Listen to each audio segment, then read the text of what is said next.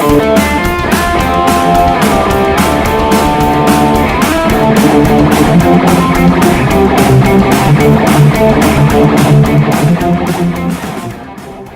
right, hello and welcome everyone to Weekend Rental, the podcast that discusses gaming and geek culture. This is episode number 27, our highest numbered episode yet.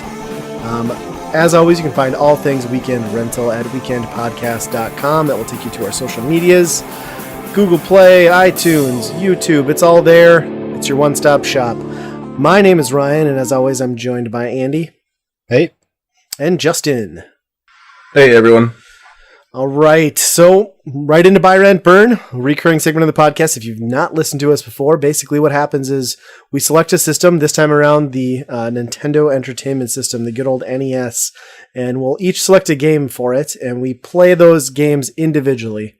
And at the end of this, we decide which game we would personally buy, rent, or burn. The selections this outing are Life Force, which Andy has selected, also known as Salamander everywhere else in the world. Justin has gone with Ghost Lion, and I have gone with Trog. So let's go back up to the top and discuss Life Force. I'll read the description here off of GameFAQs. The description: you've saved the innocent people of Gradius from the vile Bacterians, but now an even deadlier plague is slammed into the neighborhood. It's Zelos, an all-engulfing planet-eating alien who's hungry to take a bite out of you. Only this time, you don't have to rescue millions of Gradians alone. You can call on a starfighter friend from the planet Lattice, I don't know, who will fight beside you in his Road British space destroyer. That's such a terrible name. You'll both be gunning for max power-ups with ripple lasers. I almost read that as nipple lasers. Plutonic missiles and force fields. But you better be on target, for this isn't your ordinary space scum. And to crush him, you've got to soar through his guts, blast past his death traps, and ultimately blow out his heart. Good luck, Commander. The galaxy's counting on you. That is a lot of story for a game where you basically just shoot shit that comes at you. Yeah, very much so. I didn't realize that it was in the same... I mean, obviously it's basically the same mechanics as Gradius, but I didn't realize it was like a direct straight sequel. Yeah, I didn't either.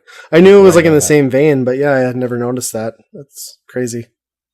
Yeah, so if you're not familiar, it's basically that Gradius. It's, shooting things, getting pickups, and then basically cashing in those, pickups to get whatever weapon or power-up you want.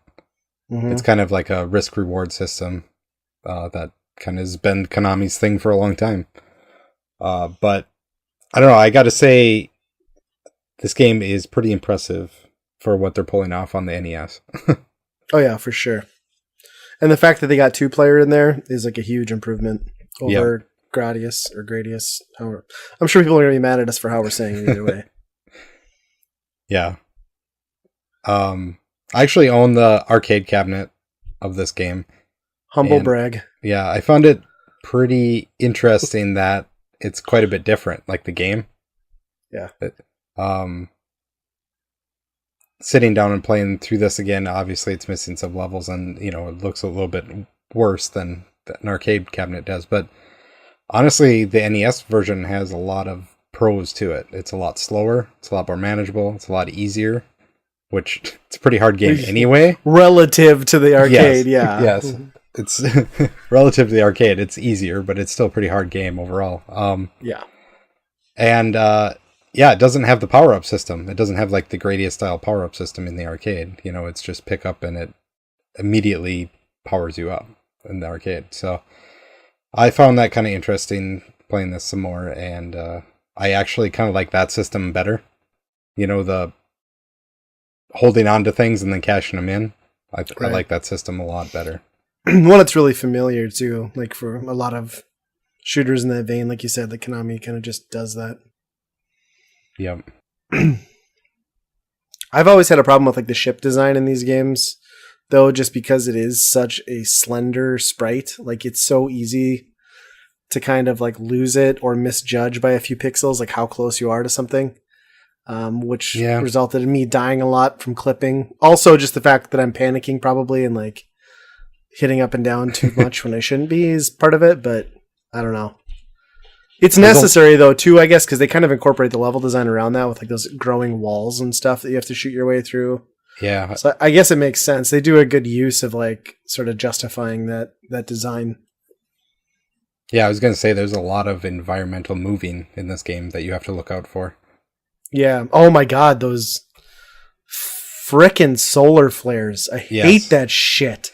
Yeah, I died on those all the time. Yes. I used the Konami code, and I think I used an entire continue. Like set 30 lives to get through that section for sure. Yeah. Yeah, if anything, the bosses are the easiest part of this game. Oh, for sure. Yeah, they're a cakewalk as long as you're able to keep up with the pattern. That second one, though, is it the second one that's got like the 4 tentacles that like rotate or clockwise? Yeah, if you that get out one, a pattern on that, it's tough. Yes, I was going to say I had a hell of a time getting into the groove on that. Yeah. Yeah, that level is on the arcade game that, you know, where the part right before that where you have those blue balls bouncing everywhere. Uh-huh. Yep. Let's hear more about these blue balls, please. So in the arcade game, the arcade just gives you a ton of blue balls. They're just bouncing all over. Sounds painful. They just don't stop. It's just blue balls all the time. But on the NES, at least they limit it to 4 or 5, I guess. But yeah.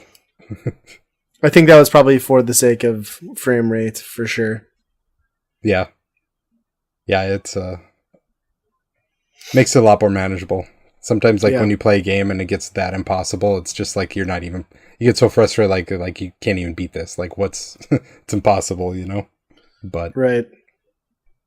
No, I think it's like as a shooter on the NES, I think it's probably one of the best examples. It's probably some people's favorite shooter on the NES. Yeah. The music's good, of course. It's Konami. The controls are tight. It's punishingly difficult, but it's also rewarding. And just the visuals and amount of on-screen effects, and like you said, like the environmental stuff that comes out, like the solar flares, the spikes, the growing hazards. It's all really faithful to what arcade games or the arcade version of it pulled off, and it still runs incredibly well. And I think the 2-player aspect makes a huge plus for this over like other shooters. I played through the entire thing with my son and we had a great time. Of course, use the Konami code because I don't hate myself. But yeah, it was like 30 minutes and end screen, and then it resets and goes right back into it, and then you find yourself playing half the game again, not realizing that you've just done it. Yeah, plus we should mention it does switch between vertical and horizontal shooting, which is pretty unique in that regard. That is pretty cool.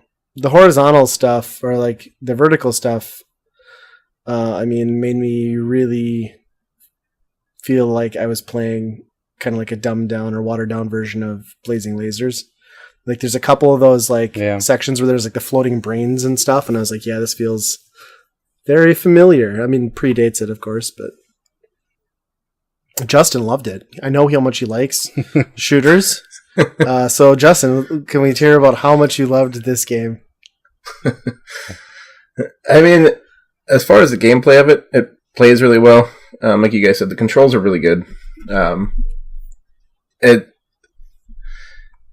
a style of game that I'm not a huge fan of.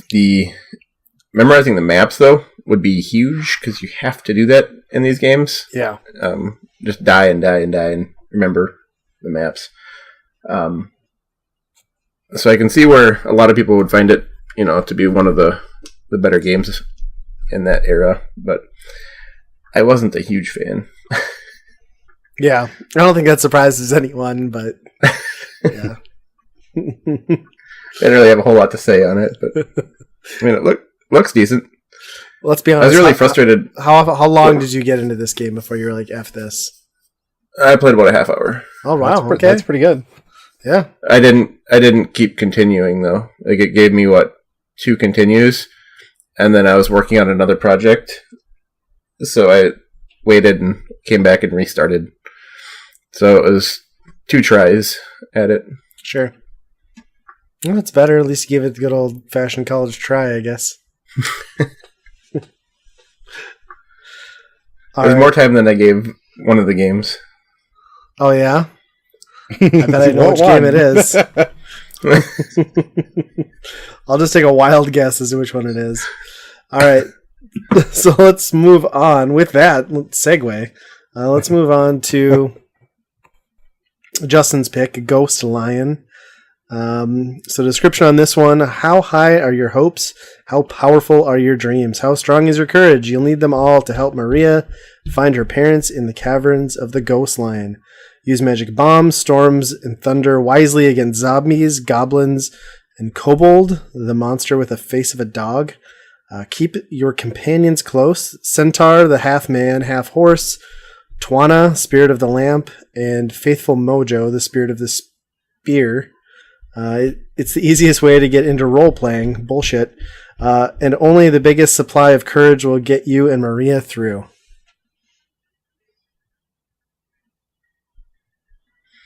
Yeah.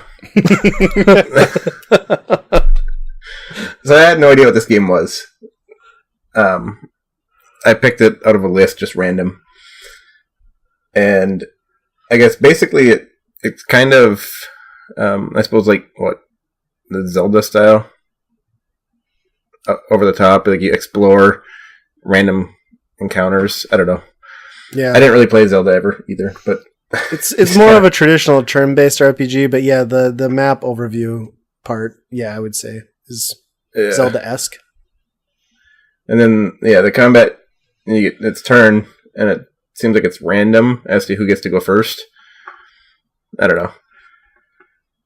know. But you walk around, you find treasure and whatnot. Apparently rubies are your currency or something. I don't know.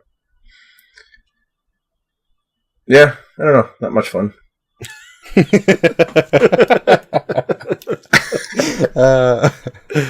Yeah, I will say, like, this is a fairly... I think it's safe to say this is a fairly uncommon game on the NES. It has probably one of the greatest, most 80s ass cover arts in the entire library for that system. Oh, yeah. It's like a chick with a... Like, she looks like she fell out of, like, a dance aerobic video from the 80s, like, sitting there with a white line. She's got the 80s hair. It's pretty badass. But in the game, it's... I don't play RPGs, so I don't know how this rates on scales of, like, 8-bit RPGs. But it all seemed very basic. There was some nice animation and, like, storytelling, although it's a very dumb story. I got to the first village, I talked to everybody in it, and they all just said stupid crap that was awful and pointless. And then... You mean bread? Yeah, get me bread. You don't have any. Buy some. Like, F you, lady. And then, just, like, before I finally died in that first cave, like, that fight music, like, the battle sequence music, is the most grating, obnoxious crap. It's awful. You cannot have awful music in a RPG that you're going to do a ton of random encounters in. Right. And, like, it's weird, too, because, like, this game, you don't have, like, a party so much as you just have, like, random magical items that, like, summon people to attack for you within the battle screen. So you have a party, but you don't. You have, like, a lamp and a spear and apparently a centaur at some point. And it was all, like, really... It felt very generic to me. I don't play a lot of RPGs. Andy probably has more of a gauge on this. I agree with Justin, and not a lot of fun.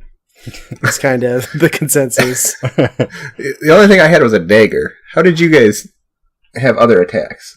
Because the spear, you have to go on. If you go to the spear, then that Twana guy or whatever comes out, and then the dagger is when the creepy old man comes out. And you have to use the needle attack. The call command, I think. Yeah, yep. Yeah, because you can't. Oh, right. Yeah, you can't attack. You have to go into, like, call, and then you have to, like, unlock them through the... Yeah, that's right. Because the dagger is your weapon, and then you go into call on the spear or the lamp, and then it summons the other two dudes. Because, like, you just get wrecked if you don't use the old man off the start. Yeah. Yeah, I used the dagger, and I died. I played the first mission to the cave. I did that 3 times, and it ended the same way with me dying right after finding the goblin. Another thing too, when you're walking across a bridge and you get swept away by the river, how do you end up in a pond with no water coming into it? It's a dreamland. It's dreams, don't worry. And you totally didn't end up in a Zelda like fairy fountain. Like that is not at all what they made in this game. It was completely original ideology there. Yeah, it was bad. Yeah.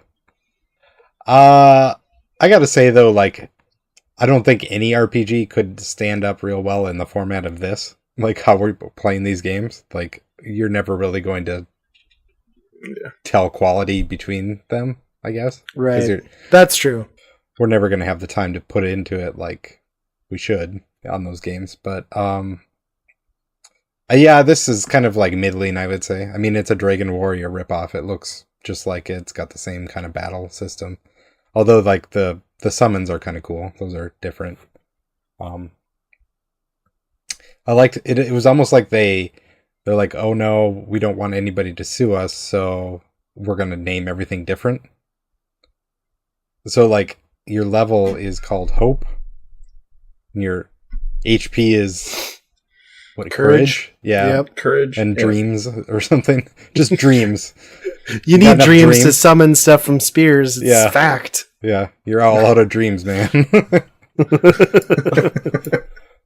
Oh, it's yeah, so that felt that was kind of funny. But I think the worst part about this game is, I mean, this is all like early stuff, right? So right, how you make a good Japanese RPG like wasn't set in stone. There's no like genre really. So it was like they were all kind of guessing. And it's funny though, because it almost feels like they're like really taking like a huge effort to westernize the RPG.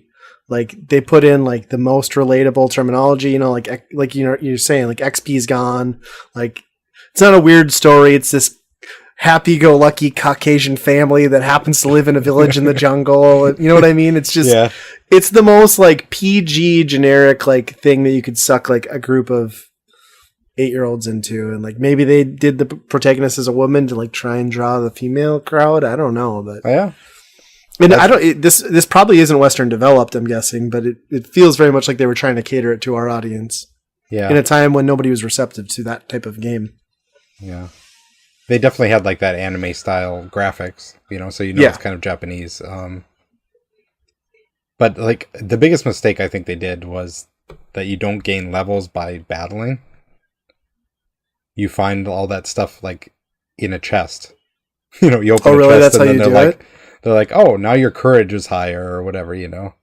And you gained a hope level or whatever. And so you can't even like grind your way to victory. You like if you miss something, you might just dead end yourself pretty much. Kind of, yeah. Yeah. So battles are just about money. So like as if random encounters in, you know, playing this game in 2018 isn't grading enough. Just and then not to have that actually give you progression to make it seem like you're okay, well, as long as you go through all these random encounters, at least I'll be able to blow through them, you know, if I grind it or whatever. But that's not the case in this game. So, yeah, and the whole music is awful. Yeah. It's bad. Which is weird, because, like, the rest of it, like, from a presentation package is all probably slightly above average. It's just that battle tune is hideous. All right. Glowing reviews on that one. Well, let's get into the last one here, which is going to be Trog. This is my pick. So Trog, description on this one it's much longer than it needs to be, so bear with me here. It's the survival of the fastest in this prehistoric land of Og. That crazy one-eyed caveman, the Trog, is hungry for dinos. Spike and Bloop know what this means. Run for your lives. Those are the dinosaurs, apparently, Spike and Bloop. There, who you play as. Here's your chance to change the course of history and save the dinosaurs.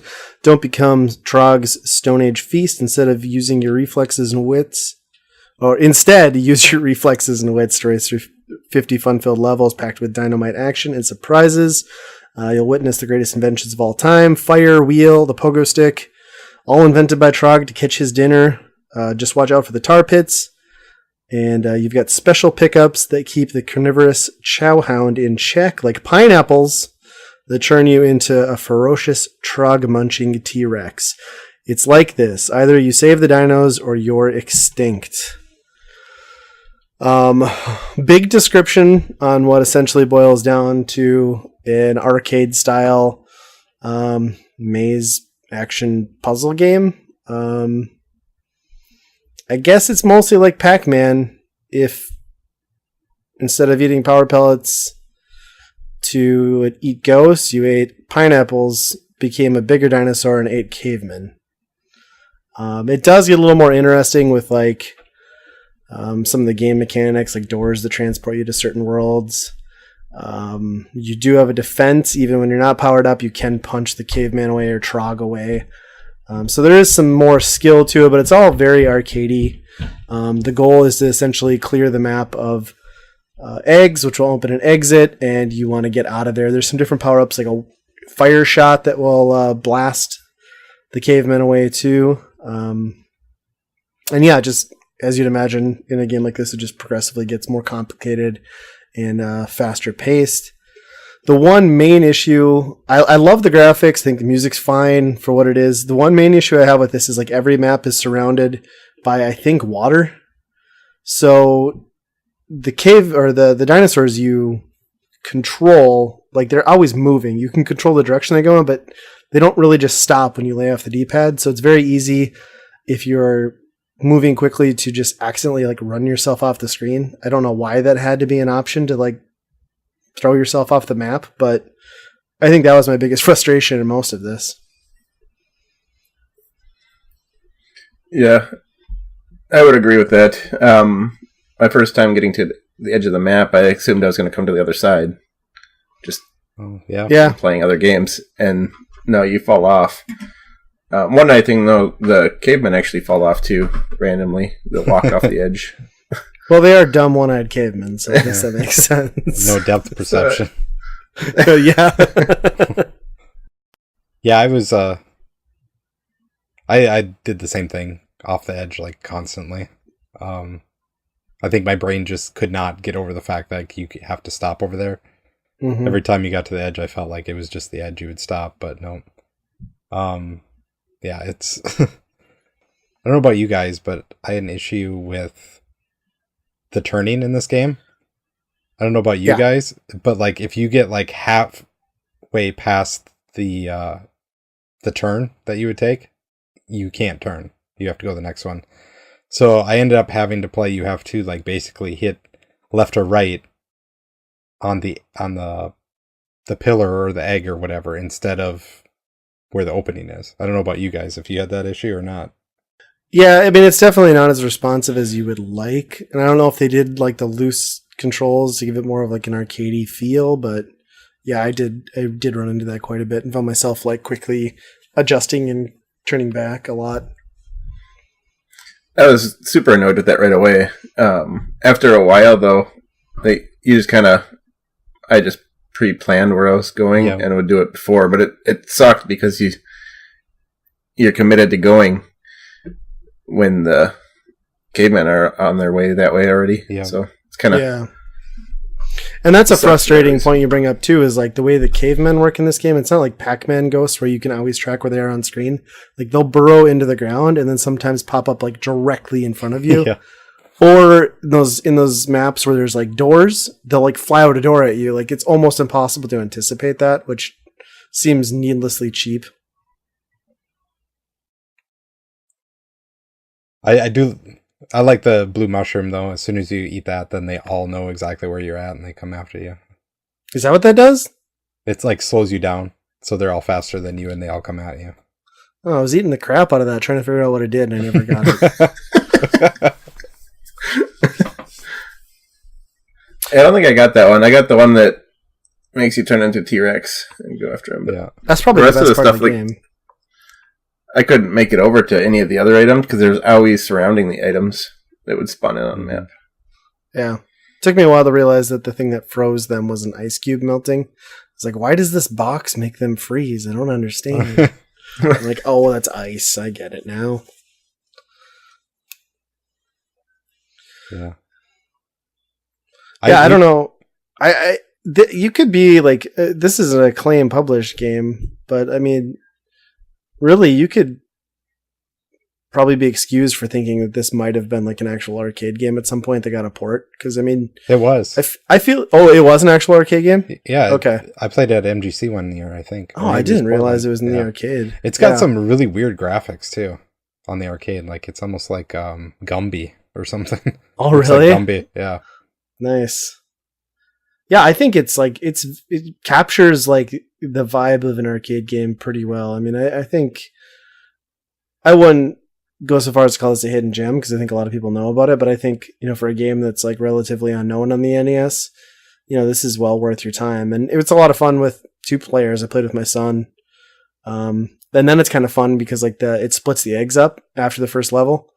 So if I'm blue and he's orange, like all I have to do is get my blue eggs, then I can escape and then end the level. So it kind of almost makes it easier because you've got someone else to distract the cavemen, and then you get less eggs to catch. So sure, it's pretty cool. I do question though as to why a pineapple would set a dinosaur off, but hey, what do I know? It's interesting they name the game Trog. They make the cover the caveman, but they're the bad guys. Right. Yeah, that is an interesting choice. You'd think that you would be dropped into a game where you're playing as a caveman defending yourself from dinosaurs, but yeah, I guess not. Well, I think we've heard enough about all of these. Time for our picks. Andy, once you kick us off, as always. Yeah, my choice for buy is probably pretty obvious at this point, but that's going to be Life Force. It's just a classic shooter all the way around, and playing it again is it was a lot of fun. So it's fun to pop that in, go through it, play a few levels, and go. But it's balls hard, so I think you gotta own it to keep playing. Yeah, for sure. My rent is going to be Legend of the Ghost Lion, because that is exactly the type of game that was up my alley when that game came out. Maybe shortly after that, I would say. But yeah, that is a game that I would probably, out of these 3, probably play the most out of, to stick some time into at least, just because it probably demands a lot of time to put into it. With the sound off, I would listen to a podcast at this point. But yeah, it was kind of surprising. Like I didn't know. I mean, I knew of this game, but I had no idea what type of game it was. And to find out, which is funny because out of all of us, you're the one that owns the boxed copy. I have the in-box copy. I have no idea what this game is. Yeah, and then yeah, exactly. I guess I never looked at it even. You look at the front, you're like, okay, that's a game. But then why even look at the back? Nothing's going to be better than that. So no, it can't live up to that. Right.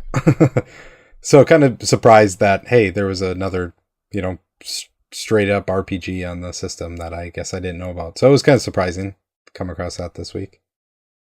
And then my burn is going to be Trog, and I don't think it's because it's a bad game. It's just that, I don't know, arcadey style games like that just don't hold up that well to me. They're kind of throwaway. Like I would rather play that in the arcade than have a home copy of that and just get the eggs constantly. That's all it is. There's not a lot of strategy to it, I would say, especially when the Trogs can move around at will. So I don't know. There's a lot of randomness involved, but sure. Justin, how about you? Yeah. Buying Ghostland. Done. It's probably going to surprise a few people, but I'm going to base this off of playing as 2-player. I'm going to buy Life Force just for that reason, because I think that would be better with 2 people than any other game playing at all on this list. Can I just point out that if it was a shooter that I brought to the table, you would have torched this? I want to torch it. I want to. I just can't buy Ghost Line. Yeah, fair enough. And Trog. I don't think I can buy that either. Okay. This one sucks. Alright, so I'm going to buy Life Force. I'm going to rent Trog. And I'm going to burn Ghost Line. Yeah. Okay. So yeah, what I think that's about what I expect. Well, I didn't expect Life Force from you. I thought you'd go Trog, but maybe we've made you play enough shooters that they're growing on you. That's good. No, they're not. Not at all. No. Trog can be 2-player? Yeah, I played it with my son. It was fun. Yeah.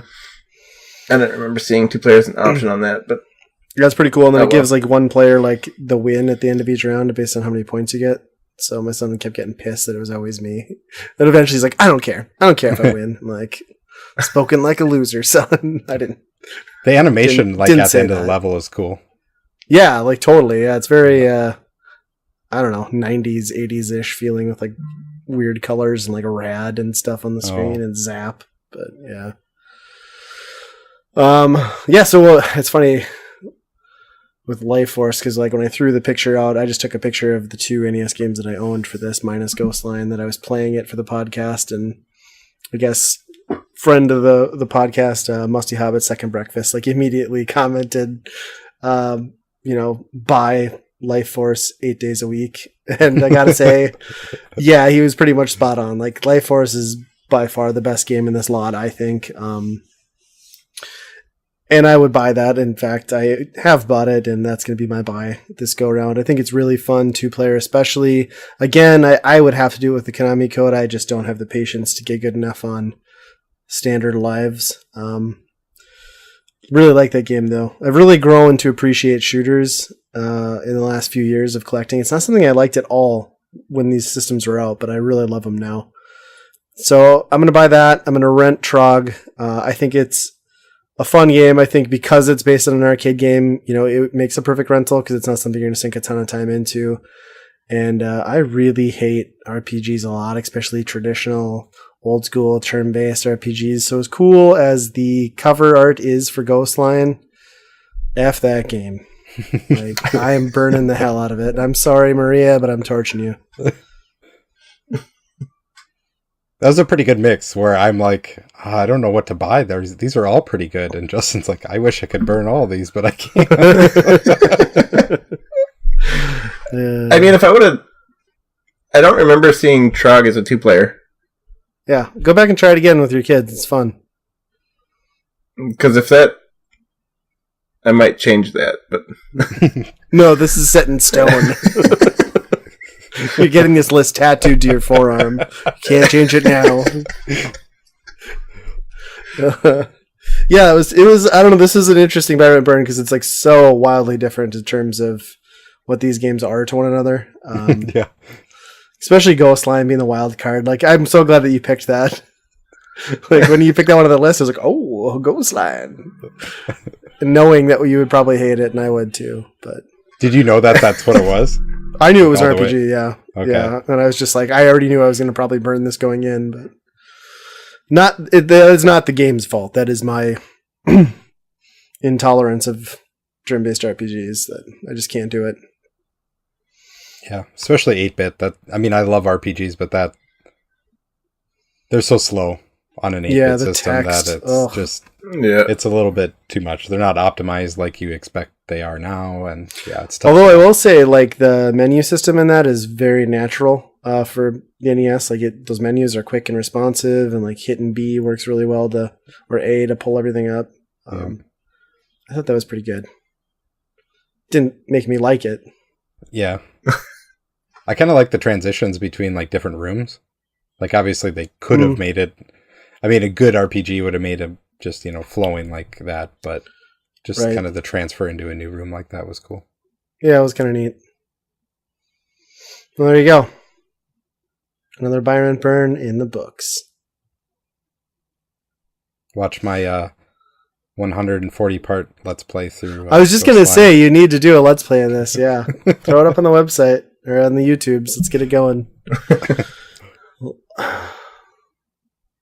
It'll be done in 6 months. You'd have to have a Retron, right? Because is there password saves? Did you get anywhere that had that? Because that could be a critical flaw in that game if there's no save. I want to say there was. I forget what the system was. I think one of the butterflies at the Dreams thing said something like, "Can we record something or other?" Never trust a butterfly, man. Yeah, there was 3 save spots, I think, on that. Yeah. Oh, you're right. Yeah, because when you start it, yeah. So it must have been a battery backup cartridge, which none of us were playing on, obviously.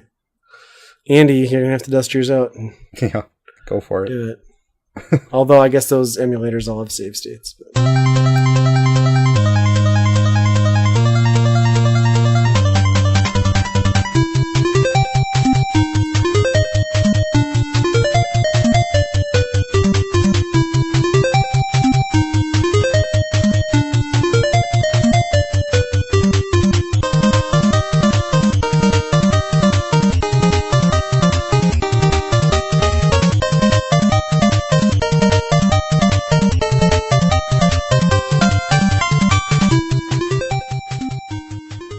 Okay, so let's move on from Buy, Rent, Burn and start the gut of the podcast, I guess, where we just kind of ramble on about whatever. It's pretty fun. I'm going to start off with a story, just kind of kick things off. I would just like to say that, Andy and I, we've been friends for quite a while. We shared a very intimate experience this past week. We both, this might surprise a lot of people, but for the very first time together and individually, Andy and I saw Bush. Yeah, and it was like full on Bush this time. It was a lot of Bush. Yeah. There was a lot of screaming, flashing lights. A lot of new Bush too. I don't like. I kind of like more of the old style Bush, but yeah, where it really is just like more drawn out and wild. Yeah. So we of course saw Bush, the alternative rock band, is what we were referring to. Well, obviously neither one of us have seen actual Bush yet. I mean, come on. We do a podcast. Yeah, like nobody believes we've seen Bush, even our wives. So, yeah, that was fun. We met up with Nate, Cartridge Fun on YouTube, our buddy, and he had a buddy there too, and we all went to the grandstands at the almighty, earth-shattering Red River Valley Fair. So it was like $10 gate admission, got you to see one of the like seminal bands of like 1994, How the Mighty Have Fallen. I think they've played Fargo, from my knowledge, they've played Fargo 3 times, starting off at our largest venue, which would be the Fargo Dome, which holds like 10,000 or something.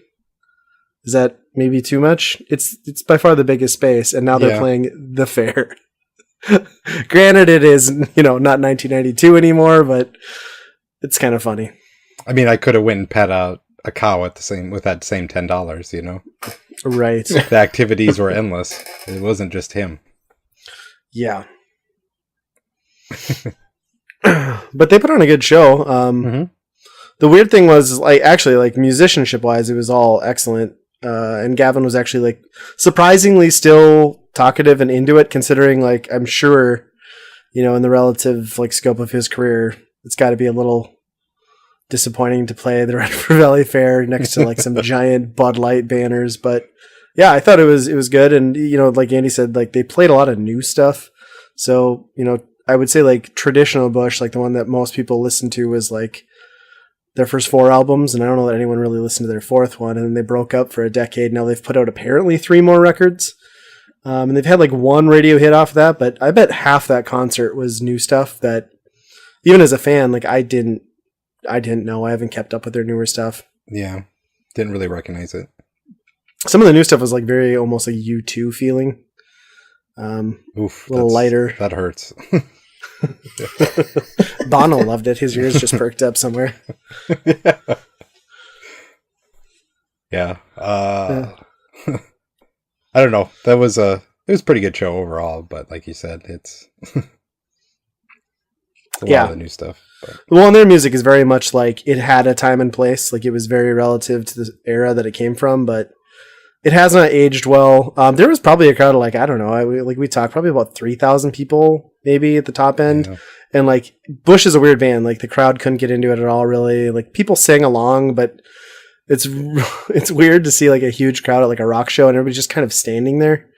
Which and the funny thing is Pop Evil had opened before them. Which Pop Evil, if you're not familiar, they're very generic, like radio hit, like record label formed and pushed band, like your Shinedowns and your Nickelbacks. I mean, so they have like a lot of radio hits, and like they had the crowd absolutely hopping and like going nuts, and then like they just completely mellowed out for Bush, but it was good. Yeah. And Gavin Rossdale climbed a fence, so who knew? He can still climb fences at his age. So. He's pretty old now. He's probably like, what, 10 years older than us? I bet he's in his 50s. Yeah, maybe. Yeah, I suppose. I was like middle school when I bought a Bush CD for the first time. Like 5th grade middle school, so yeah, I was young. But other than that, I don't know. Gaming-wise, I feel like the landscape has not changed much from the last time we did the podcast. I myself got a charger. I think I talked about it. I got the charger for my Game Boy Advance Micro. So I charged that up, and then I was looking through my Game Boy Advance games. I was like, I'll keep this out, and I'll play something on it. So naturally, I selected The Legend of Zelda, the Minish Cap, which is a Zelda game where you use like a shrinking mechanic to become smaller, which makes sense. It's the perfect game to play on the Game Boy Micro. And I've sunk, I don't know, probably like 5 hours into that so far. It's a fun game. It's one of those Capcom-made games. So, I mean, Nintendo published it, but Capcom did a lot of the development work. So it's Zelda, but it's not. I mean, it feels a little off. Not in a bad way, just in a different way. I'm not sure that I'm really loving it as much as some of the other Zelda games I've played, but it is fun. It's a good game to play on the Micro, too. Like, the text is actually large enough to be able to read in that 1-inch screen. Yeah, that's surprising. I would have figured a shrink mechanic on the Micro would have been almost unplayable. Yeah, under the microscope. Yeah. But I guess they just shrink they just enlarge everything else. You don't actually get that small. Yeah, game, basically. Right? Except for like the overworld, like you're like this speck of dust and there's like a marker like floating so you can kind of tell where Link is at. It's funny. But yeah, for the most part it just scales down, and like a normal enemy is like a ladybug when you're that size. It's more than I've been playing. I haven't played anything, I don't think, these last 2 weeks. I've booted up the last Deus Ex game. I think that was free this month. Or maybe last month, I don't know. I played the last one a long time ago, and I really like that one, so I've wanted to get into this one, but booted up like twice, and then there's like a couple menus that are like, okay, we're going into this, and then I'm like, I don't want to start this yet. Yeah, I think I saw you on that on PlayStation Network that you were on it. That was like 2 days before my TV took a shit. So that is also a main reason as to why I have not been playing a lot of games. Is I have my retro game room, obviously with it's not even a retro. I have my Xbox One and shit in here, but the one that I play most of my games on, where my PS4 is at, that TV sadly finally took a crap. So, I mean, I guess I could move my PS4, but boy, that seems like a lot of work. So I haven't been playing a lot of stuff on that, which is disappointing. Your Sony? Yeah. Yeah, I've had that for like, 8 years probably. It was like a top-of-the-line TV when I bought it, so I guess it served me well. Gotta be more than that. Because you bought that when we were working together, didn't you? Yeah, we were probably both still... employed at Rent Center. Yeah, so maybe it's more like 10 years. That was back when like a TV like that was expensive as hell. I think it was like I think I paid $1,300, and that was at cost plus tax. Wow. So that gives you an idea what that retailed for at the time. Now I'll be able to replace it, luckily, for like $400 and get 4K out of it. So whatever. You need a PS4 Pro with that then too. Yeah. If only I knew somebody who had an extra one. So yeah, I'll be in the market for a new TV, but I'm not. It's summer. I'm not that worried about it. I'll watch TV upstairs and move my PS4 for a while if I have to. Yeah. I think my PlayStation Plus ran out. Did it? That's a bummer. Yeah. Mine expired last month because I couldn't figure out why when I was looking at the PlayStation sale, like all these games that I had purchased were showing as like buy. I was like, wait a minute. Yeah. And then, of course, and then you have to go through the annoying step of like re-upping it and then going into the settings and saying, no, I don't want you to auto bill. Are you sure? Yeah, I'm effing sure. Will you buy it again after the auto renew is like, or after your thing is expired? I'm like, yeah, I just don't want you, like, I like how it's an option. Yes, I just don't want you to like auto debit. Like, they know it annoys the shit out of people. Like, just don't do that. Especially for a system that was, not that long ago, 5 years ago, hacked, and it was down for like a month and a half, wasn't it? Yeah. It was down for like 3 months, wasn't it? It was a long time. It was almost, it had to be about 2. Yeah, and then they gave you your selection like Christmas. 2 games you could pick, and like out of 6 or something. Yeah. I was just lucky because the debit card I had on file at that point was long expired, so. Yeah. I really like with the PS3, I really bought into the idea of like, oh, renting a movie is so great, but the infrastructure just was not there at that time because like I would have to pick the movie I wanted like an hour and a half in advance just so it would download enough of it that I could keep up with like when I started the movie so that I would keep downloading so I could finish it in one sitting. So I just remember being like disappointed with that, but yeah, I never got back into that. Like I've never rented a movie on the PS4. I used to do it all the time on the PS3. It's weird. I don't think I've rented one. I watch on the Voodoo or whatever it is. Oh, yeah. Yep. Sometimes we'll do Amazon every once in a while. Yep. Rent it on there. But. Fucking, I shouldn't complain because I'm using Justin's Amazon Prime for free, but I hate trying to find something to watch on Amazon Prime. Like that. So every time you're like, oh, I wanted to see that. Like always, it's one you have to pay for. Like every time. Just pisses me off. So usually what happens is I spend 15 minutes, I get pissed off, and I go back to like Hulu or something. Same here. There's a lot of kids stuff on there, though, I think. Yeah, it's great for that. The kids love it. Like, other than that, like, nothing is on there that you'd want to watch. Right. Well, then it's going to be even less once Disney pulls everything out, and like, we're going to have to subscribe to whatever the hell that's going to be. The We Dominate All Media, so pay us now, you sons of bitches app. That's going to be the working title, I think. Yeah, Netflix, their stock dropped huge. Basically saying that they're just kind of putting their name on all this all these shitty projects, kind of like really they put out bad. They put out bad stuff. Are you sure? I mean, we could go back and look again. We could give Game Over Man another try, but I'm safe. I heard Tremors 6 is described as the greatest movie of our generation. I don't know where I heard that. Maybe out of my mouth just now, but pretty sure somebody said it. It'll be on a recording next, like a week from now. Yeah, I mean, well, and that was like one of the big things is like apparent for me was like we stopped buying Disney Blu-rays and stuff because like within a month the Disney stuff was on Netflix, but like that's a huge portion of their family content, which I don't know what they're going to do. I mean, Disney's buying everything up. They'll probably raise how much they charge you a month. Yeah. Yeah. It's going to be interesting. I think there's going to be a pretty big shakeup in like the streaming universe because like I feel like Hulu has gotten on a declining slope. And I feel like Netflix has been, other than like their original series, which are good, not movies, I said series. I feel like they've had less and less to offer year after year too. So I don't know. Well, I think that's like this whole like who's buying Fox, Disney or Comcast. Yeah. That's been, I mean, they're fighting over Hulu because those three own a third of Hulu. So like if you buy Fox, then you own 2/3 of Hulu. Sure. So that's kind of the whole battle there is like basically owning that platform for the most part. So who owns HBO? Are they under an umbrella or are they their own entity? AT&T now. Time Warner basically owns them, but now AT&T owns Time Warner because this whole country fucking sucks. Yeah.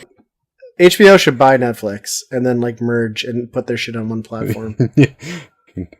I think AT&T is going to ruin HBO pretty quickly because they were talking about getting a lot more content on there, and it's like that's not the strength of HBO. Is just more content. It needs to be good content. Did you see that Jimmy Kimmel quote, or like he made that joke where like they're gonna do a prequel to what is that, King of Thrones or whatever? Game of Thrones, yeah. Game of Thrones, there you go. I've never watched the show, clearly. But like the prequel series is supposed to take place 10,000 years before that show started. And Jimmy Kimmel's like, so let me get this straight. These humans have had 10,000 years to invent electricity, and they're still sending like mail with fucking crows and using torches to light their castles. Yeah, what is it going to be? Like cavemen? Right. Yeah. I don't know. Huh. We got down a weird rabbit hole on like streaming media. What happened here?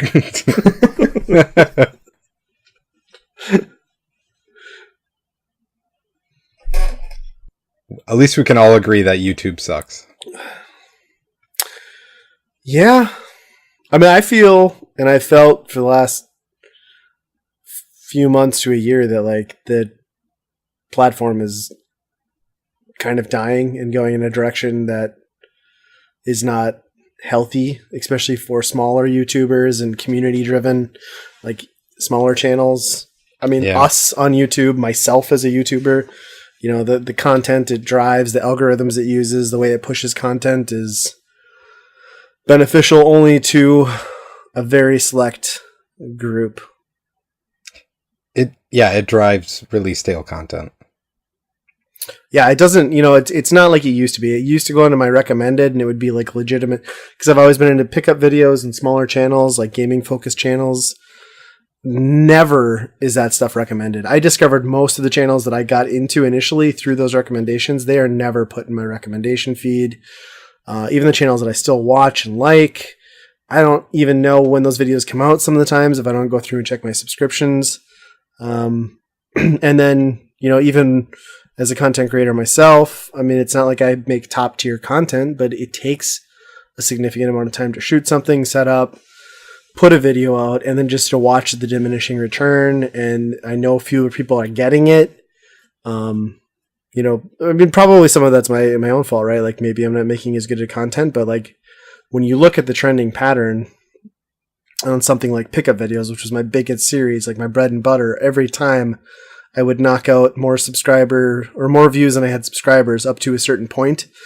And I can kind of pinpoint that back to around the algorithm switch. And that's when, like now, if I put out a video, I don't know if I'd even break 100 subscribers in 3 days or 100 views in 3 days. And you know, that's with 800 subscribers, which isn't a lot, I'm aware. But it's incredibly frustrating because I used to ping like 80 to 100 within the first 24. And, you know, they had more videos for smaller YouTube and content creators had more legs back then. Like it reached more people. It didn't just immediately get buried. Now the way things happen is you've got like 24 hours to like wow the system as far as like likes and views. And then after that, like it is gone. Like it's thrown into an abyss. It is insane. And it's so sad because it's like there were so many great channels out there and so many great content creators and communities and groups, and you know, more and more of those people stop making videos just because of that. I mean, I feel like it's a leading piece anyway, and I mean, it certainly has been for me. I've been lazy and I haven't put out a video in 2 months just because, you know, you feel a little defeated with the way it treats like the content you create. Right, especially when you know people want to see it, and then there's just a barrier in the way, you know? Right. I feel like the notifications on a lot of the people I subscribe to are actually showing up now. But yeah, the recommended is stuff that's way off from stuff I would normally watch too. Mm-hmm. Right. I know. Well, and even when you go to the sections, like I feel like if you go to gaming, like it's very select, like 1% of channels that get put in that category. It's not like the random mixed bag it used to be. No, you have to have 100,000 subscribers to get in there. Mm-hmm. So, Justin, do you like click the bell on people, or like you've just been getting more consistent notifications without that? I have. It's funny because, like, for you, I have the bell clicked, but I don't get notifications for you except to my email. Well, that's handy. I'm glad that's working. That might explain some of the problems I'm having. So I get the notification to my email that you posted a video, but it doesn't show up on my phone. Other people that I don't have checked, I get a notification on my phone, like a swipe one. Oh, and that's insane because like the bell is supposed to be their solution to the fact that they screwed up the subscription feed. Yeah. So I'm glad that that's working. There's been numerous videos about that and whatnot that they've talked about how that needs to be done to get the notifications. And it still doesn't work, but there's probably, I don't know, maybe 6 people that I watch regularly, and I get all of theirs, but that's because I watch theirs. And then there's... Wait a minute. I don't know. What are we saying here? I watch yours too, I just don't get it. I usually put a downvote on yours, so. So you're the one. Well, one of 4. Well, and some of that probably has to do with the consistency of content too. Yeah. Because if they put out, like, I think the algorithm, if I remember correctly, the tweaks they made was minimum 3 uploads a week, and then it pushes 10 minutes or longer in runtime. So if you're consistently ticking those criteria, it's going to push the feeds better. Yeah, and that's like you were uploading what, 1 a month, maybe 2. Yeah, I was for the Sometimes first several years. I was once a week was my goal, but yeah, now I'm like monthly at best. And the people that I get notifications for are typically, 4 times a week-ish, and they're like 15, 20-minute videos. So it fits their YouTube's, I guess, goal on forcing stuff upon people. Yeah. I don't know. I just like, it's so disappointing because it's like there's such a great community out there, and I made a lot of really good friends through YouTube, like Andy and I. Like, we wouldn't be friends had it not been for my shitty YouTube content, and the way it recommended stuff back in the day. I mean, and it's a bummer to see that go. And like, I want to find a way to make content, but it's got to be something that is going to work within like the structure. You know what I mean? It's like what a lot of people used to rely on, like in the pickup video kind of genre or group like I do. Like, you can keep doing it, but it's like, it's hard when it's not worth the time you put into it. So it's like, I got to find a different way to do that. And then the other half too, like, is kind of like a little bit of guilt on my part. Cause like, not only do I not have time to put out videos the way that I used to be, and I'm not getting rewarded for it. Like, you know what I mean? Like, it's rewarding to make the content, right? But like, you don't want to do it and have nobody see it. But then there's the other part of like, well, I have all these channels that I follow. They put out great content, but I can't watch everybody's shit, right? So like, it's kind of like the double-edged sword. It's like, I want to put out stuff, but I can't do that and not watch other people's stuff because I'm kind of a hypocrite, right? Like, I can't just output, not consume, and I just don't have the time, most of the time, to make content, let alone watch how many hours of content a week to support all my friends. So there's some of that, like, I don't know. It's weird. I'm in a very weird spot with YouTube. Like, it was such a big part of my life for so long and something I really enjoyed. Now I'm just like, I'm struggling to figure out how to like move forward with it in a meaningful way. And maybe I don't know. I mean, we got this podcast. We're fucking worldwide. I mean, the success of this alone, I probably could just let YouTube die. It's fine. Quit your job too. Yeah. I resigned Monday. I didn't tell you guys, but yep, full time. Weekend rental. I think that's kind of a thing though between YouTube and with just the whole streaming aspect, because a lot of people are dropping from Twitch to go to Facebook because Facebook's the new streaming media. Well, they're courting the shit out of people too. Yeah, like, I don't know. YouTube is kind of dead to that unless you're a big streamer now and post videos on YouTube. Yeah. I saw that YouTube was actually banning their accounts that were advertising their Twitch channels. Yeah. Really? Yeah. Like, if they did like a 2-minute video, I'm live on Twitch. Yep. Yep. Yeah, I mean, what are your kind of thoughts on that, Andy? I know you stepped away from YouTube a couple years ago now, like well before I kind of took a hiatus, but what kind of was it that drove you away from it?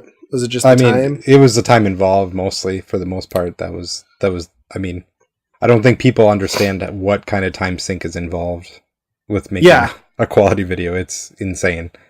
And like you said, like, you got diminishing returns, you maybe got less and less people, but when I was doing it, it was still good. So like, there's a good community, but nowadays, like, even you have all the downsides on the YouTube side, but you also struggle on the pickup side, if that's the world that you're living in, you know, as far as like that type of content. Whereas, you know, like, most people don't have that type of exciting scores anymore on a weekly basis anymore, you know? Right. Unless they're really working every angle and in a lot of cases paying out the ass. Right. So there's the content is never going to reach the same bar, I guess, as before, like, as in terms of excitement of like what you're picking up. But right. I don't know, half the time that doesn't matter anyway, because you're there for the personality, I guess. But yeah, I think that's it. I think the success to any YouTube channel, like, because I'm not a big one on like you have to have X amount of subscribers to be interesting. I think like a shitty like non-HD camera and all of that is just fine for a YouTube channel as long as the person is genuine and interesting. I think that's the most important thing. Not that I'm saying I'm that, but you know, those are the channels that, you know, people gravitate towards. And there's a lot of those guys out there. There's a lot of those people that I follow that are like that. And, you know, every month, every year, I see less and less of those people uploading. You know, it's not just me and, you know, Andy walking away from it. It's all these little guys. Like, it sucks. Yeah, you look at your subscription, like how many subscriptions you have, and then you look at how many people are uploading videos. It's just like, it's like 10% now, you know? It's crazy. Right. And then a lot of those are, I mean, I don't want to ruffle any feathers or anything, but it's like, I'm not going to, I don't have a better term other than fake news. You know, it's just people, it might not even be fake news. It's just people regurgitating the same stuff from stuff they read on Kotaku and Reddit. And like, yeah, I'm getting gaming news, but I'm getting the same channel or the same content from 10 different channels in my feed. It's just an opinion piece on an article that was published elsewhere. I don't have a need for that. Like, I'm glad that people enjoy that and that those channels are succeeding, but that's not me. That's not what I'm there for. And that's fine that people want to do it.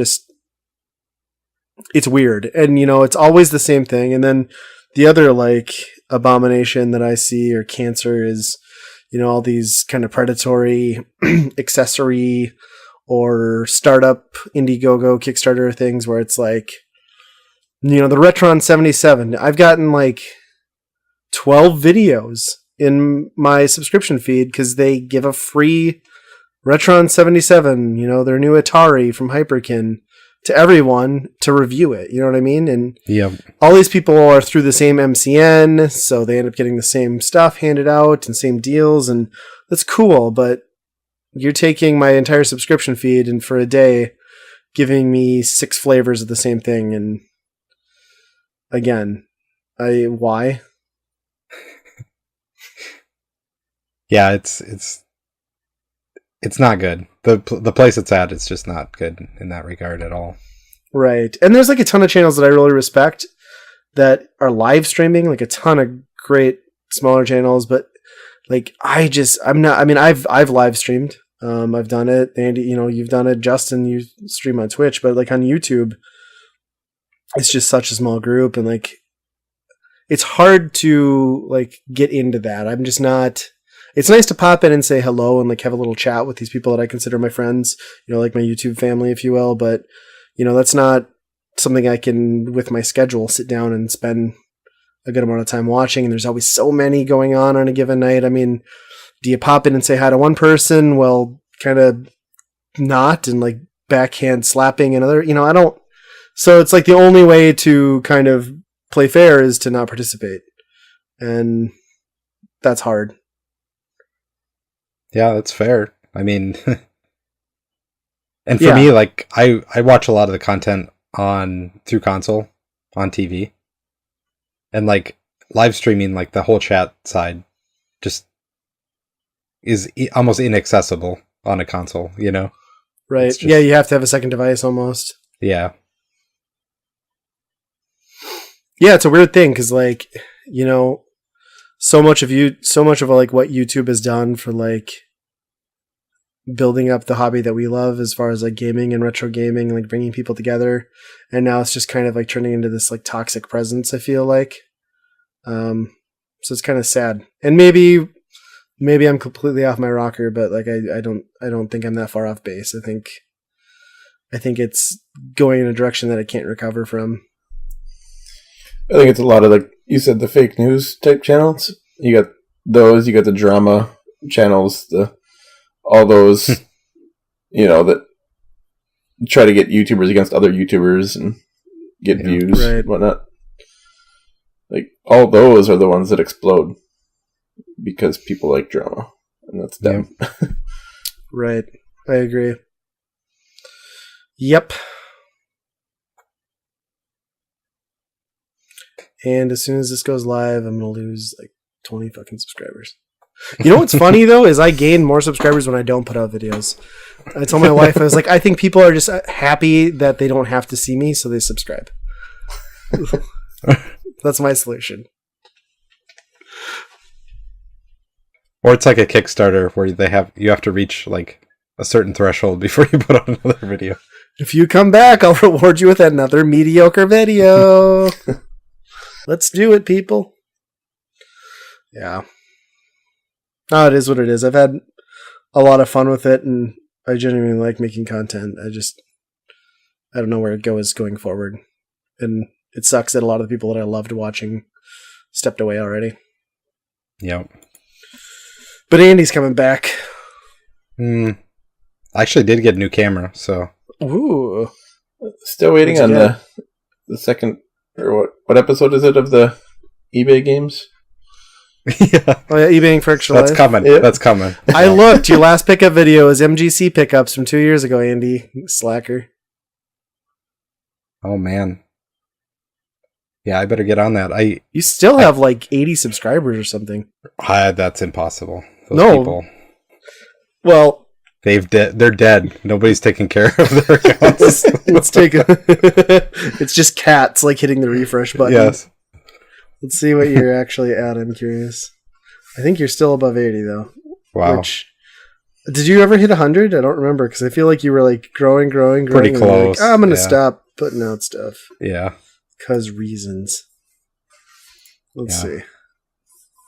Hey, you're old school. You still don't even have a banner. You're just the black bar. 83. Look at you. Nice. Wow. Oh, you know what? I just hit that bell. So I'm going to get those emails when you upload that next video. We probably won't even have email at that point. Yeah. Yeah. Oh, you got the Omaha road trip. I forgot about that. I should go back and watch some of these. Yeah. That was a good tangent on YouTube. Like, well, needs to honestly, be said, like, I think. It's kind of been brewing with me for a long time, and it's like, I don't know, nobody's talking about it. I don't know. It's a bummer. Yeah. Now that we've said that, please follow Weekend Rental.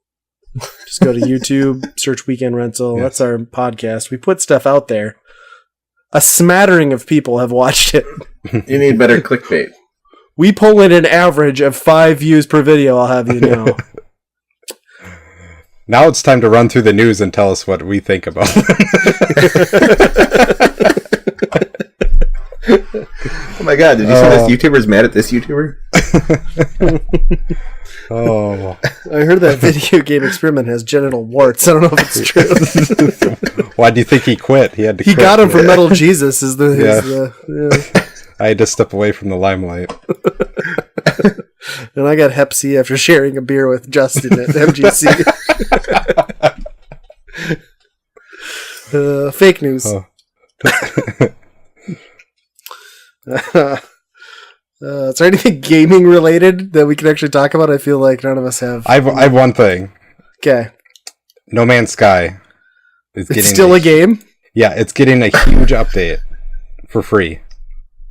Well, I would hope so. I think it's coming to Xbox, so you have to buy that one. But it's called Next, I think. No Man's Sky Next. And it has true multiplayer and third person. People on the same screen as me and we can talk and stuff? Yep, go to all the different planets and stuff. And so the dream of the game that they launched 2 years ago is finally a reality, is what we're saying? It might be here, yeah. Wow. I don't know if I trust them yet. Today. Yeah. I can watch a trailer from them, but I still don't know if I can trust that after last time. See, I bought that, and I still have not played it because I've been waiting for all these updates. I think once this one goes through, I might download, the 48 gigabyte patch and play this. Yeah, we should try it. Yeah, why not? I've got a copy that I've been sitting on for at least 2 years now. Yeah. I love the original game, too, so this can only you did be play it? Yeah. It got very repetitious. I did find the center of the galaxy or whatever, but it was... Yeah, by the end of it, I was there? Just... No, it was... Jeebus? No? It was all pointless. It all sucked, so... Just like here. So completely rewarded you for sinking all the time into the game. Oh yeah, it's the journey, man. That's what it's all about, right? Spoken like a true hippie. Yeah.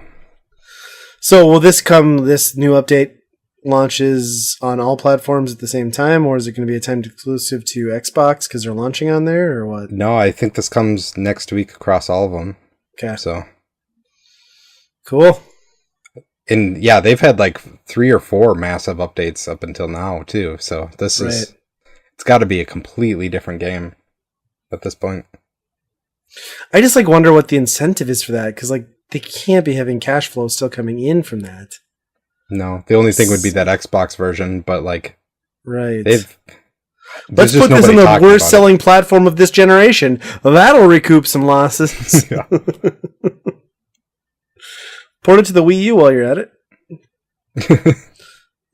Okay, I have this to rant about a little bit. Fucking Donkey Kong Country Tropical Freeze comes to the Wii U. Retails at $50. Comes to the Switch at $60. Captain Toad Turd Tracker comes on the Wii U for $40. Comes to the Switch for $40. What the fuck? Why? New levels, man. Yeah, but then why didn't they charge $10 more for it? If anything, both of those should have dropped $10 in price. I don't think Treasure Tracker was worth $40 when it came out to begin with, let alone... it felt like it should have been $30. Yeah. Yeah, 30 is a pretty good price for that, I would say. I don't know. My love affair with the Switch is burning out quickly. Because I'm being inundated by nindies, and I don't know what the fuck to buy on the store anymore. It's hey, here's 50 shitty... fucking indie games to buy this week. Cool, thank you. It's not good. No. It's not good at all. I don't know how many times we brought it up on this show, but that eShop is... Oh, it's hot trash, yeah. It's garbage. I can't believe they haven't fixed it yet. You can't just allow everybody to go on there and just be the front page when they release it, you know? At this point, you could just, buy the Nintendo seal of approval and, slap it on a hunk of dog shit and put it on the fucking eShop is what I feel like they're doing. It's so bad. And as long as it's 75 cents, you probably a top seller, too. Well, okay, so that's what I was going to talk about, too, is, remember when, the sales, games on sales used to be, a valid section and, it was decent games, good games with, a 10% discount, and now it's, all these indie devs putting out horrendous piles of trash and then discounting them 85% because they know no one in their right mind will buy their garbage for $9, but for $1.15, sure, I'll click on that. They're completely gaming the system, and Nintendo is allowing them to do it, and it is killing their console. Okay, that's not true. It's still a huge success, but it's incredibly frustrating for someone who wants to just get on there and find a quality game because you can't. Unless you did research, knew what it was, knew what the review was, and searched for it. Stupid. Yeah, it's pretty dumb, especially if you want that. You want people to buy digitally instead, you know? Right. Gotta make it easier. I think Steam had that problem a few years ago, and they kind of made it a lot better. It's almost like customized to you now. Just like everything else, they customize it to you. Algorithms. Well, I think once Justin buys his Nintendo Switch, maybe I'll download that one game. Killer Queen. Black. Yeah, then I'm going to be done with the Switch. It'll be the last game I buy, and then done. Can't get better? Nope. Pinnacle of perfection. Huh. Yeah. How many are they doing per team? Is it 5? I think it's 4-on-4. 4-on-4. They scaled it down. Which I heard, I heard a discussion from E3 from the dev, and they said it actually kind of gives a whole new feel to this game. Like, it feels quite a bit different, like strategy and gameplay wise, than the arcade version, which makes sense. Yeah. Could be good or bad. Right. I gotta imagine good. Yeah. So does that WoW expansion come out, Jesse? Yeah, it comes out in a month? A little under a month. Okay. They did the pre-patch today. So they had the major stat squish. So yesterday my guy had sexual position. Oh yeah, kind of. Yesterday my guy had 3.5 million health. Now he's got 20,000. Wow. Before I would do, 1.5 million for a crit. Now I do 1,200. Yeah. Sorry. I feel bad, but that's hilarious. So it's... Yeah, it makes sense they had to do it, so otherwise the numbers would just be outrageous next expansion. They already are outrageous, but... What's the level cap going to be with this expansion? 120 or 115. Wow. I don't remember. That's crazy. I got out when I'm still 80. But does the money ever, the gold ever inflate? Or is that pretty much constant? That's pretty much constant. You get, for quest turn-ins and stuff, you're saying? How easy to make money? It's super easy to make gold on this one. Well, on Legion it was. At least I assume it will be on the next one too, compared to back when we played. You get 15 gold a quest. Jeez. And then when the expansion comes out, the old content will be dropped to probably 7, I'm guessing. So it kind of makes it so you can't just go back and spam run everything for huge amounts of gold. Makes sense. But as far as the market, with the addition of the WoW tokens, people can pay $20 and then they sell for 200,000 gold. Really? Huh. So you can actually buy with real money and get in-game money through Blizzard. Cut the Chinese right out of it. Yep. It everybody pretty much has tons of gold, it seems. It's crazy. I remember the grind to your first gold. It's such an achievement. Yeah. Well, in BC, I remember grinding to get the flying mount. I don't remember how much it was, but I know 5,000 gold at some point was what it was, but I think it was more than that to begin with. Huh. I remember I took out a loan from you to get my first mount. I think it was 500 or something. And then I had to pay you back after grinding for 3 days. I'm here's 20 gold. Here's 50 gold.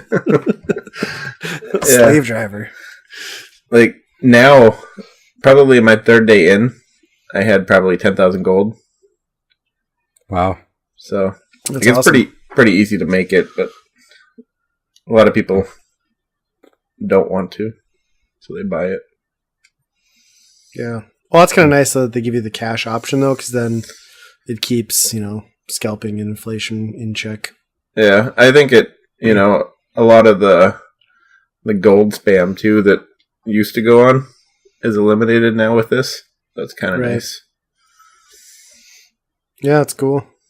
Plus, at this point of the game, if you just want to see the content or whatever, just pay for it. Let people pay for it. Yeah. Nice. Pretty excited for the next one. Should be pretty good. So many changes. I just like that you're getting back into it this much because, like, when we did that World of Warcraft episode about a year ago, now you're just like, no, never again. Like, it just took over my life, and now you're like, yeah, pretty much all I play is WoW. It's like the greatest game ever. Yeah, pretty much. It sunk its teeth back into you. Oh, that's all right.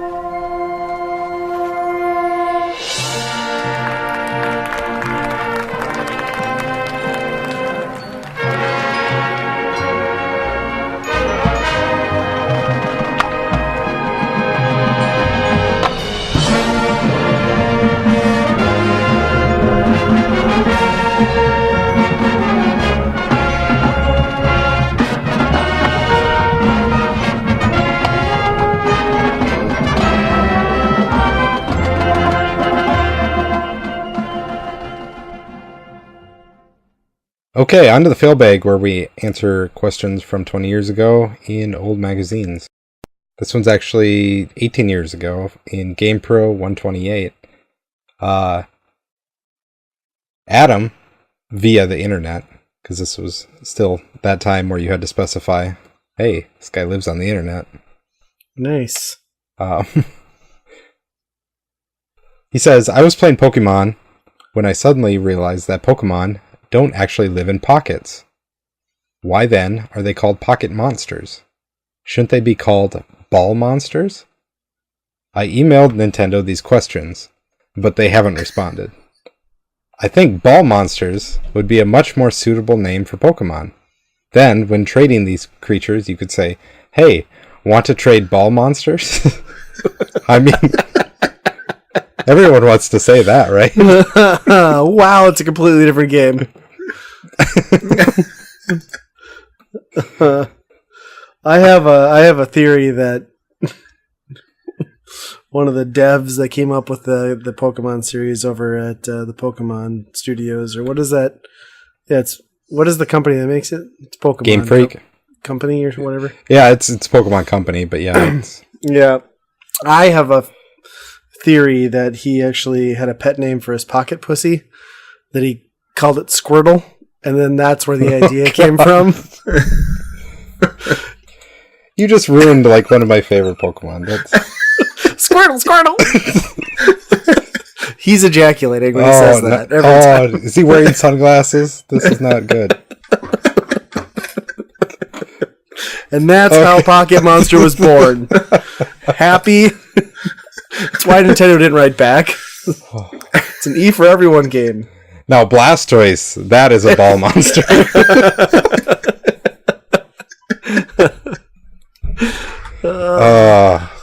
Yeah, wow. Fun facts in gaming history. Pretty sure this guy is doing it as a goof. He wasn't seriously thinking that, hey, Ball Monsters is a better name. But if only we had gotten Ball Monster. Ball Monster. Can you imagine the hysteria? I mean, people already hated Pocket Monsters at that point, you know? Ball Monsters. They're both not great from an Inuit. You didn't know it was Pocket Monsters? No. Oh. Yeah. You poor sheltered child. Pokemon is short for that. Yeah. Let's keep the Pokemon questions coming, right? It's our area of expertise here, so.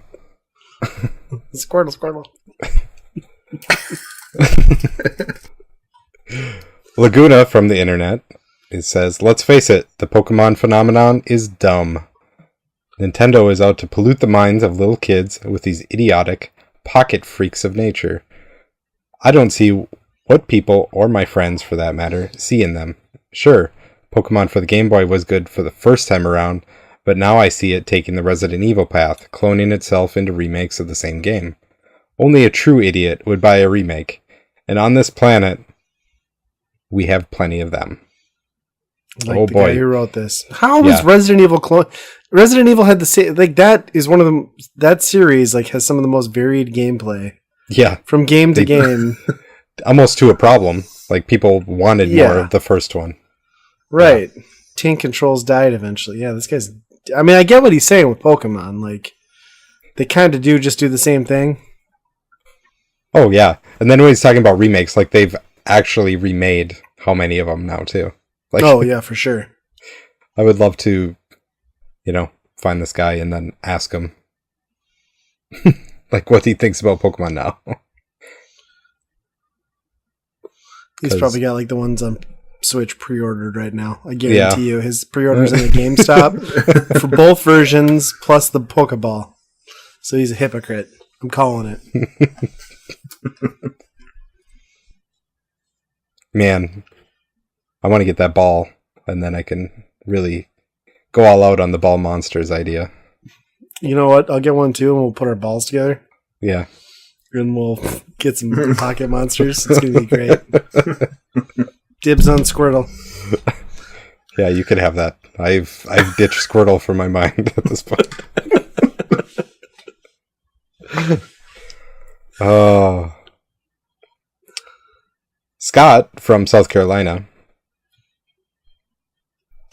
I'm not sure about the other states, but in South Carolina, marching bands are very popular. So I was wondering. Let's just pause right there. It's only in North Carolina. Only. No, South Carolina. You didn't know that? Sorry. That's like their state music, right? Marching band. Okay. Everybody knows that. But when I think of South Carolina, it's marching bands. When I think of South Carolina, it's racists and inbred hillbillies. And marching bands. And marching bands. So I was wondering why nobody has made a marching band video game. It could include the Drum Corps International or any other big marching band company.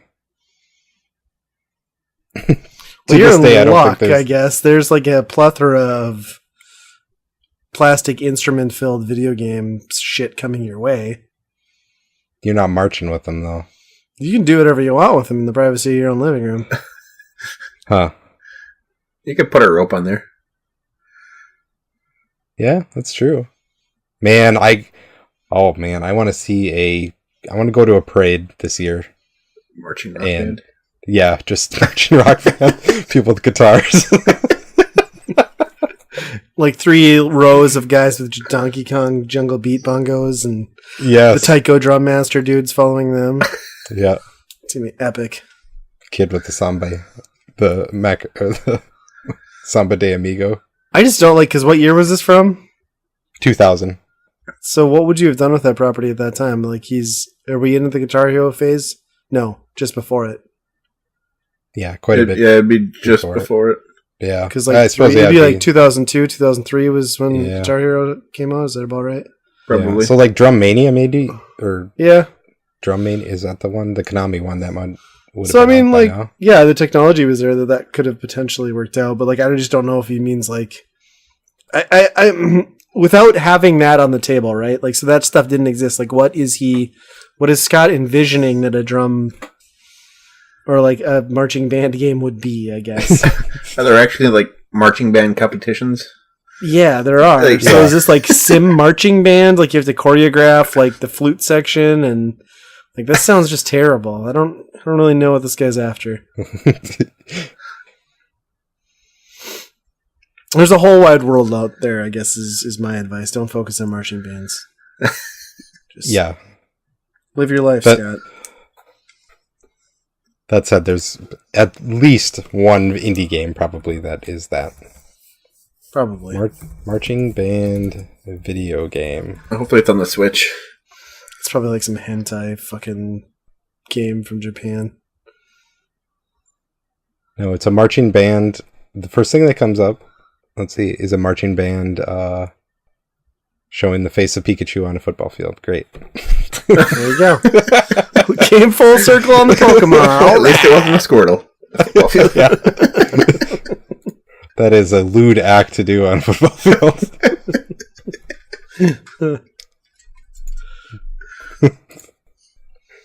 I sadly just don't think the marching band genre is taking off here, I guess. No. Sorry, Scott.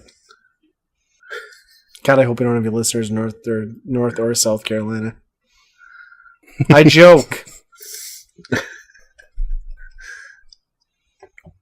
I mean, you don't want to, you got to be kind of touchy with that subject, marching bands.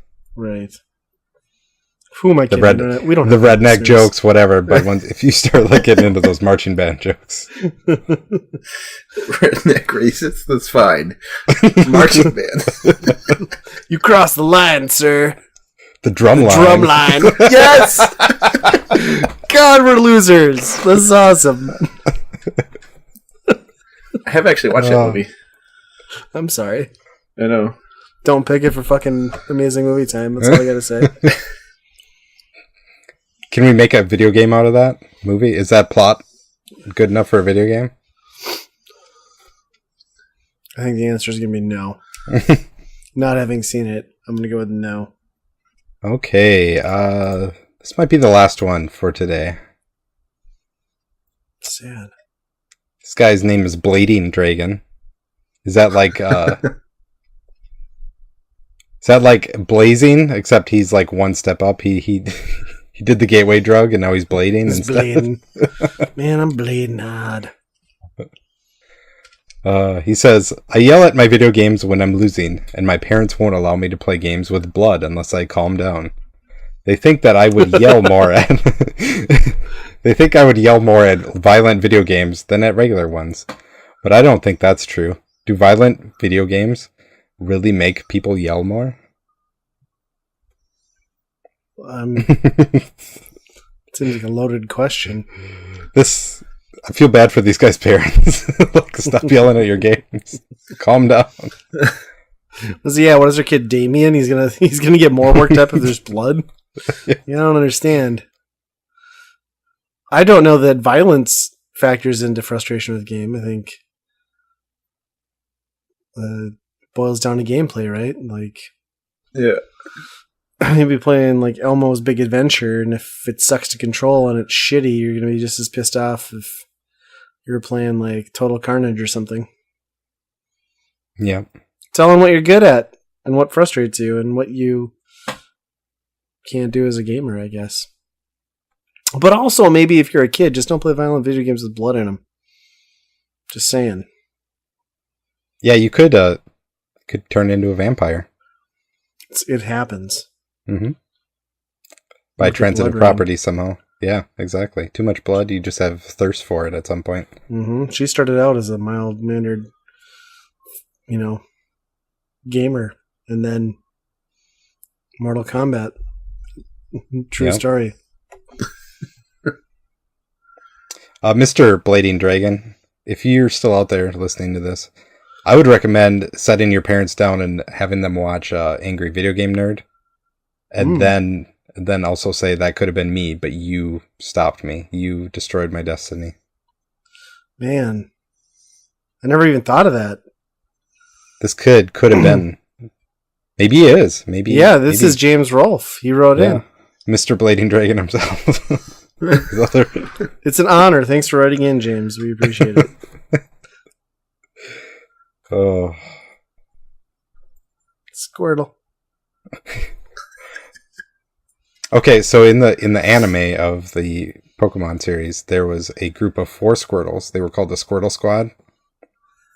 And they all wore sunglasses because they were really cool dudes. Uh-huh. And Ash, he ended up helping them, and that's how he got his Squirtle. So, thought this was very important for you guys to know. I used to watch the anime a lot. So You know all Team about Rocket. the Squirtle Squad. Yep. And Meowth. Yeah. By the way, it's still going. Like, why? How was that even? The show? Yes. Totally. Yeah, I know. Like, that was the thing that always bothered me with the, like, you are basing a show around an entire cast of characters that can only say their own name. Like, Diglett. Like, cool. It says Diglett and it looks like a mole turd hybrid. That's cool. I don't get Pika. What's the appeal? They don't have None to of pay that real annoying actors. redheaded bitch. What's her name? Amy? What's the girl? Misty? Misty, there you go. Yeah. Amy was a bitch girlfriend my roommate had in college. I got him confused. Sorry. He doesn't listen to the podcast. And Amy, if you do, you're still a bitch. Probably. I don't know. I haven't seen you in a decade. You're probably also a water Pokemon trainer, too. Who knows? Yeah.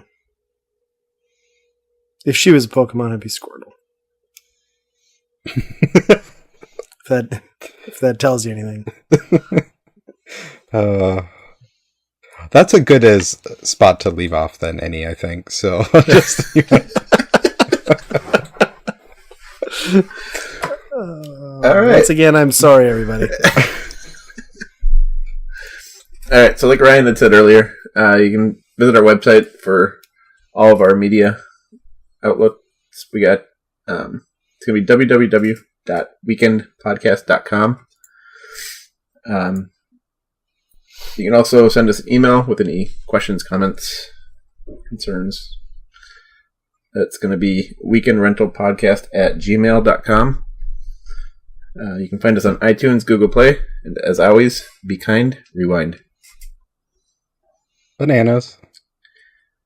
Bananas. Squirtle. Want to trade ball monsters? You know what? I'll get one too, and we'll put our balls together. Talk about blue balls.